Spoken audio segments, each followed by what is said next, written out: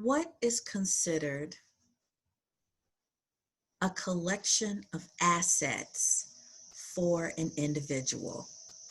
That is what we're going to talk about this morning on Ground Zero, Minding Your Money.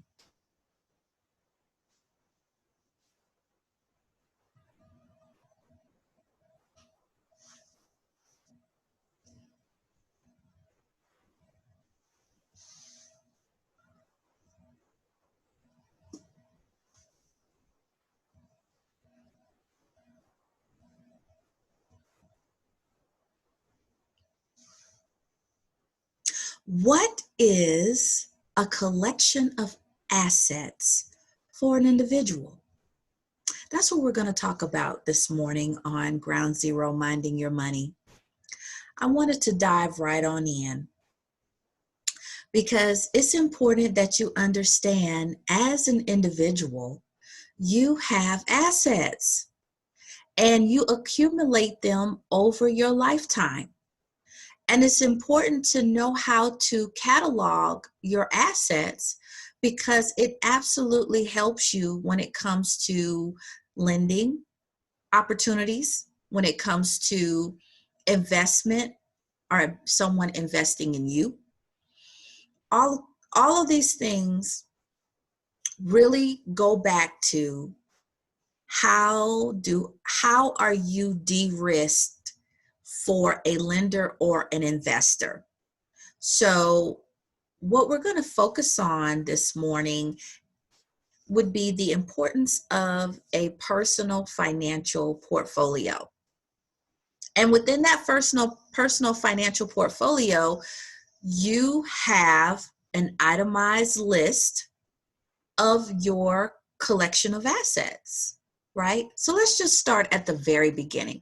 What are personal assets? Personal assets are items of value that belong to an individual. Personal assets can also be any other thing with cash value. When individuals go to the bank or other institutions to apply for loans, such personal assets and their values are often considered. Personal assets also are the bedrock of the formula for net worth for consumers. There's that big word, net worth, right? You have net worth as an individual. When talking about personal finance, an individual's wealth can be measured in terms of total value of property and cash they own. Mm-hmm. Okay, so the collection of assets really is your net worth as an individual. The value of people's personal assets can be higher than they expect. Many times you really don't even realize how valuable your assets are until you begin to write them down. This often surprises many people. Many different terms or items can be included under this label. So let's talk about it. There are two different kinds of property. You have a tangible property and you have an intangible property. There are many personal assets that are material and easy to measure. It is better to spend around an individual or to spread around an individual's wealth into a variety of different assets so that if anyone suffers or decreases in value, some of the other assets may offset this by overperforming or increasing in value, right? So let me continue. Assets that have a value that cannot be easily assessed are also included in this personal asset category. Financial experts like myself warn against placing all the majority of personal assets into a single asset type or location. Other items of value that would be included in a list of personal assets covers such things or such items as antiques, art collectibles, electronics, personally owned businesses, and other valued items. It is also true that these assets can prove to be a liability if they are not well taken care of or managed. Personal assets are also sometimes able to create income for owners. Okay, so I just said a mouthful, right? So we have intangible property and we have tangible property, right? So when it comes to your collection of assets, you really need to look around and see what you have that you can count as valuable. And take a list, build a list that approximate the value of that particular item. And just like I gave you some examples, such as art collectibles, right? It could be jewelry that you have. Your grandmother or your great grandfather may have given you jewelry that you still have. And you know what? There's a value tied to that jewelry. Your electronics. All of us, we all have so many different types of devices around the house. All of those things equate to money. It has a value to it. So it's important that you understand that your money in the bank is just not your assets. There are other things that you have. It could be a home that you own. It could be land that you inherit. It could be you could have a collectible car that has value. All of these things are considered part of your collection of assets. So let's just go in more detail about personal assets, okay? Cash accounts and financial accounts are some of the most common personal assets that people think of. Money saved in a bank is typically better than cash on hand. Real estate, such as homes, lands, other buildings, and other common personal assets are considered part of you. The value in these structures is known as equity. There's another term, right? Equity. Okay. Equity is the value of the home subtracted from the amount of the mortgage on the home. A home valued at $200,000 with $80,000 left on the mortgage equals to $120,000 of equity. Guess what? That $120,000 of equity is part of your collection of assets. Besides real estate, personal items that are worth money are considered assets. Cars, jewelry, electronics, and antiques are some examples of personal assets. The value of these kinds of assets are hard to determine because they sell for more or less than what the appraiser values. So it's good to do your homework. Go find out how much whatever you have, your car, your jewelry, your home, find out how much they are.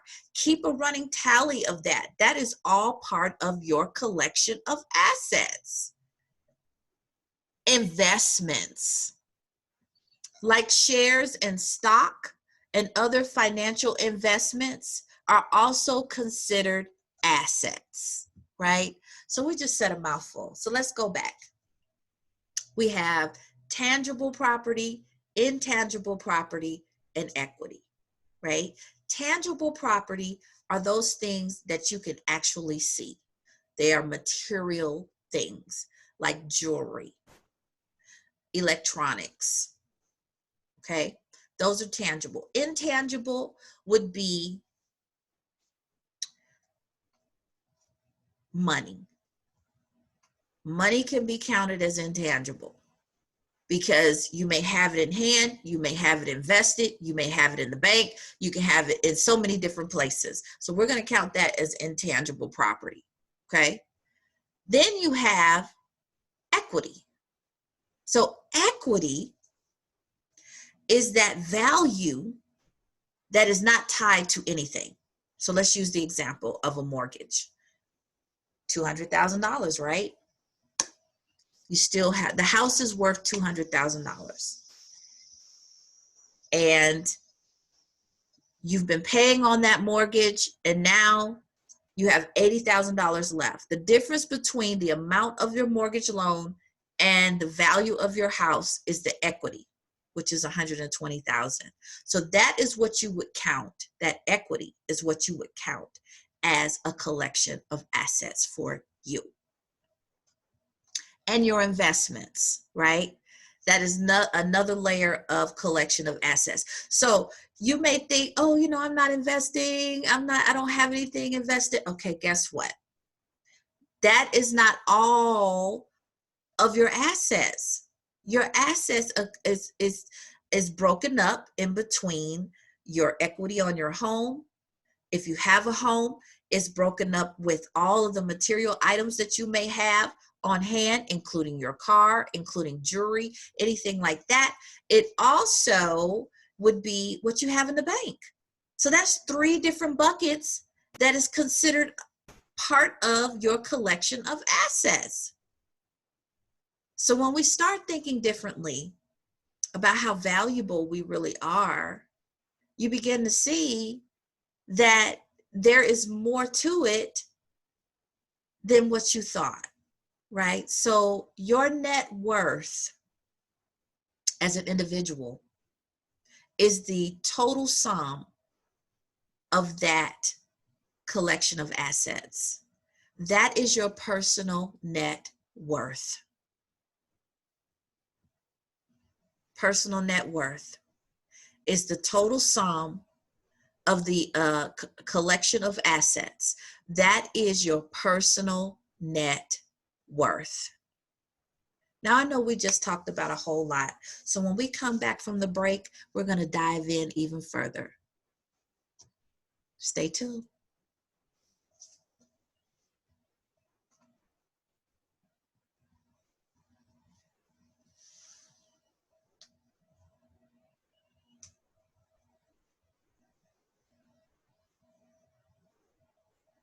So let's recap.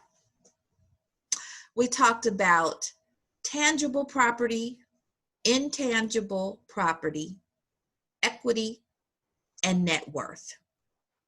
All of these things that we're speaking of and breaking it down for you is really just increasing your financial knowledge. So when you go in and you sit down with a potential lender, or let's say you're a small business owner and you're looking for someone to invest in you, when they say, what are your assets? That's exactly what they're talking about. They are talking about your tangible property, your intangible property, your equity, all of that, and your investments. All of that equals up to your personal net worth, which is your collection of assets, right? So with that being said, how do you protect your personal assets? You want to create a legal entity. This is a way of being able to protect your personal assets. Without one, your business is seen as, okay, so this is speaking to my small business owners, okay? So this is one way that you can protect your personal assets. When you incorporate or structure yourself as a business, there are different laws that tie into that. And those laws are there to protect the business, right? So when you tie your personal businesses to, or your personal assets to a business, and you do not have to go this way, this is just one way that you can do it, you are able to protect your assets. So how do you do that? Okay, so if you structure your business as an LLC, or you structure your business as a C Corp, or you structure your business as a partnership, those each one of those structures have different laws that tie to it, different statutes. And so within those statutes, though, there is a level of protection for your personal assets. Okay, now how do you protect your personal assets as an individual? Let's say you don't want to be a business owner. So how do you protect them? You protect your personal assets by creating a trust. You can do estate planning, meaning that if something happened to you, you would write in your estate plan, which could be your will, or it could be an actual trust, and you will write specifically how you want your assets to be dispersed if you're no longer here. So that is a great way to protect your assets, because if you put your assets in a trust, or you state in your will how you want things to be handled, your offspring or whomever you leave it to will be protected as well, because nothing can touch that, because it is a legal document and is binding. So that means that you have pretty much made it clear how you want your assets to be handled. That's a great way to protect yourself as an individual. Great way, because you don't want any of your assets going over to the state and having them do it. You want to be able to say how you want your assets to be distributed with your family or whomever you want to leave it to. So it's important that we think about those things, because protection means a lot. It means a lot, and it's very, very important. So let's move on from that. How do I list my personal assets, right? There are two common ways to make a personal assets list. You can do it by hand, or you can do it electronically using a spreadsheet or another type of program. An electronic asset, right? An electronic assets list makes updating and changing it much easier than if you wrote it by hand, but you don't have to do that. Including personal information that is unique to each asset helps to link the assets to you in the document. Some of this information includes details like executors, those individuals who are going to execute that will, right, and make sure that it happens. Email account information, passwords for bills, profiles, and other websites refer to your assets. So this is how you're documenting your assets. And it's also giving the information that is needed to access your assets. Because guess what? Everything has a password these days. If something happened to you today, would your family be able to access your assets? Would they have the information to access your assets? Would they have your passwords? Would they have your emails? Would they have your profile information? All of this is so important. So when you create a list of your assets, you're also including the information that is needed in order for the people you're leaving it for to be able to access it. It's so important. Detailed there. You got to pay attention to the details. So it's important that we not only list our assets, but also list everything that is tied to those assets in order to access them. You got to be able to get to them. It's one thing to have them, and then something happens to you and the people you love can't access it because they don't have any of your password information or your profile information. Details about each asset are valid and are vital. Very, very important. The more that you are included, the more information that is included, right? The better. Organize your information by category. It's just easier. It's easier on the eye. It's easy to flow. It's easy to go and click on a category and see all that's there in order to make it very straightforward, organized, and easy to locate. That just makes it easier for anybody that's coming behind you. Organization is key, guys. Make sure you're organized when it comes to your money.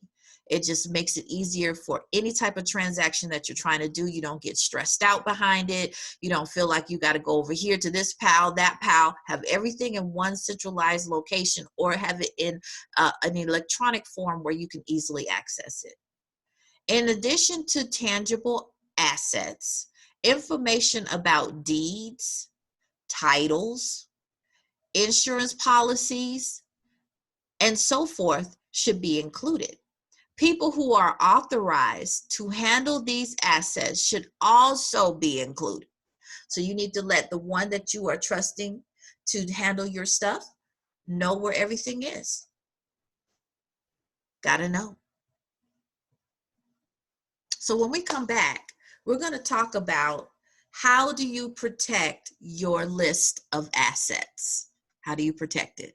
We'll be back in just a moment.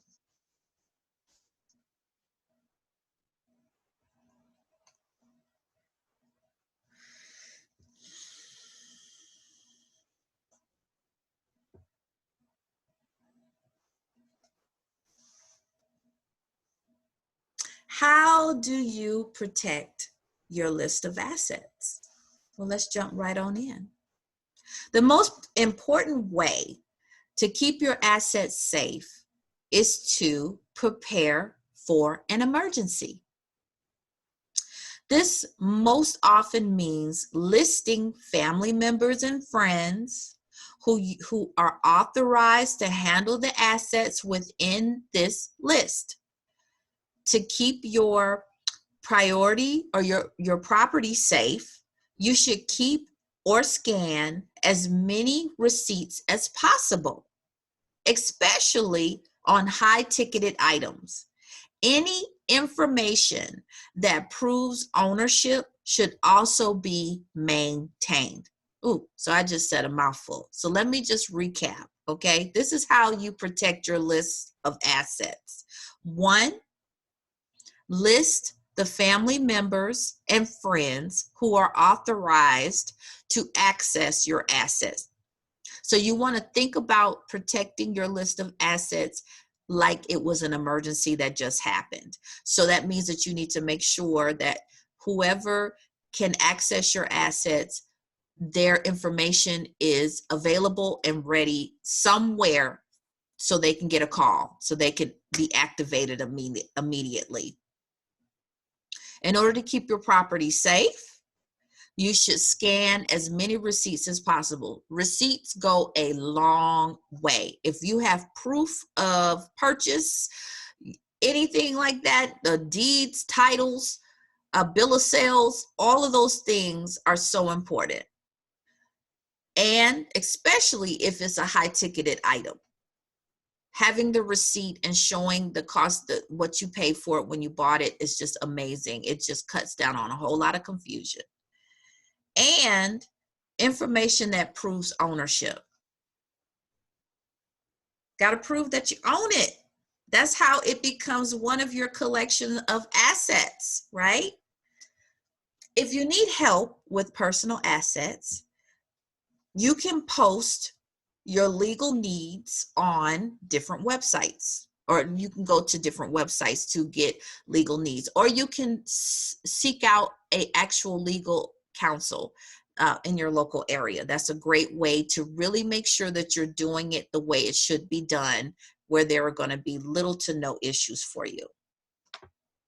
So knowing that you have assets you have to be able to protect them, right? Knowing that you have assets, you have to know that you have to assign people to be able to get to it if an emergency happens. When you have assets and you write them down and make it plain, you need to also write down your passwords. You need to write down your profile information, your email addresses, so that your family would have all of that information when something happens. So there are some steps to taking care of the collection of assets, but it's important that you know that you actually do have a collection of assets. And that's why we're having this conversation today, because you are one individual, but you are also a collection of everything that you own. And everything that you own has value to it. And all of those things are considered your personal net worth. So I really wanted you to understand in this topic today the importance of your collection of assets. I need you to understand that when you put together a personal financial portfolio or a personal financial plan, this is how you begin to tell your story. It's not just items, it is truly your story. There is a reason why you've done what you've done. There's a reason why you have collected what you've collected. And it is important that your family understands and knows what the value is in regards to what you have collected. So, personal net worth is very important. Very, very important.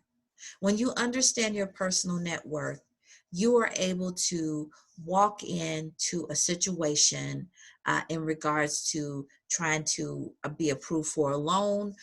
It could be on a personal level or a business level. You are a guarantor to that loan. So that means that your collection of assets is important. The income that you bring in is important. Your savings and checkings is important. Your credit score is important. Your character, what is tied into your character, how you pay your bills back, your relationships with your creditors, your relationships with your bank. All of these things are important. All that is tied into your character. Your collateral. Your collateral is just what we talked about. It's another term for collection of assets. It's another term for personal net worth. All of these things are tied together, right? All of that is part of the approval process of any type of loan or line of credit or anything that you're going for. Right? Conditions would be one, those interest rates that you would qualify for if your credit score is at strong or at a good place, or your collateral, your collection of assets are strong, right? And so ties into the conditions of your loan. Ties into if you get a higher or lower interest rate, ties into what type of loan that you're interested in. Okay. And then when you talk about character goes into your payment history. Character goes into how many times your bank account goes negative. All of those things tie into how you do things, right? How you, what that's telling people on paper really is tied into how you manage your life. Your financial footprint explains who you are. Your financial footprint captures everything that you experience in your life, good or bad or indifferent. So when someone like myself can look at your financial footprint, I can tell where you've struggled just by the way you've handled your money. And there's a story tied to every peak and every valley. And your personal financial portfolio is a great way to be able to tell your story. Whatever that setback might have been, tell your story. This is what I experienced when I went through that.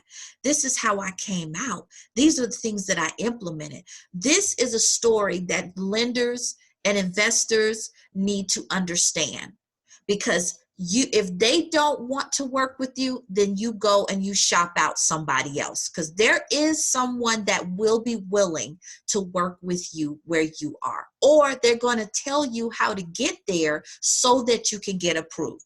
Because right now, let's say you go in and they say, you know, we can't approve you right now. That's not a hard no.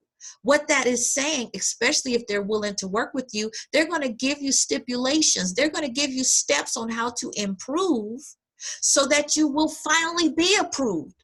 Because the goal really, at the end of the day, the bankers want to lend the money, because that is how they are able to do what they do. They want you to have those bank accounts. They want you to have those deposits. That's how they're able to lend out money to people who need money from them. So the cycle is needed. You are a very important part of that cycle. So you want to go with a lender that is willing to help you the most. Traditional or untraditional. So just know, no matter what type of setback you have, no matter what type of challenge you go through, you can overcome if you put in the work. Show those receipts, your personal financial plan, your budget, all of those things are receipts that lets that lender know or that investor know that you're serious. This is what we're trying to do. This is where I'm trying to go in 2 to 3 years. Can you help me get there? That's the type of conversation I want my savvy money managers doing. I want you sitting down and commanding the room and saying, look, this is where I am. This is what I need. Can you help me get there? If they can't help you get there, you get up from that table and you sit down somewhere else, because there is someone that will help you. You just got to search them out. So I'm hoping that this has encouraged you today. I know that it is a lot of information, and I absolutely want you to take the time to revisit, rewatch these episodes, learn about the techniques that we are teaching you, get familiar with the language. Get more savvy in your financial language. I want you to be able to go in and talk to anybody who deals with money and be able to explain to them what you want. Because I not only want you to get what you want, but I also want you to be able to decipher through some of the noise, so that you're not just buying and sell. You're not just selling. You're not just buying something because they sold it to you. You're actually buying it because it's what you wanted. Because you are more equipped and you have a greater understanding of money management. So I look forward to seeing you next week. You will come back and you will be here with us talking about more topics concerning money management. I will have my co-host, Anissa Wright. She will be with me as well. And so please, please, please let us know what your comments are. Let us know how you think. Let us know what your takeaways are in regards to the information that we're sharing. Please make sure to email us. And also, we also want you to be a part of our GZ tribe. And we have a Facebook private group that really allows our partners, our GZ tribe, our savvy money managers, to talk about those things that can be a little sensitive in regards to money. We've created a safe environment to really go into a deep dive, because we want you to win. It doesn't matter where you come from. Doesn't matter what type of background you have. Doesn't matter what type of setback you have. What matters is that you get the right information and you know how to apply it. So we look forward to having you a part of us. We want you to be a part of our community, and you have a wonderful and fantastic day. See you next week.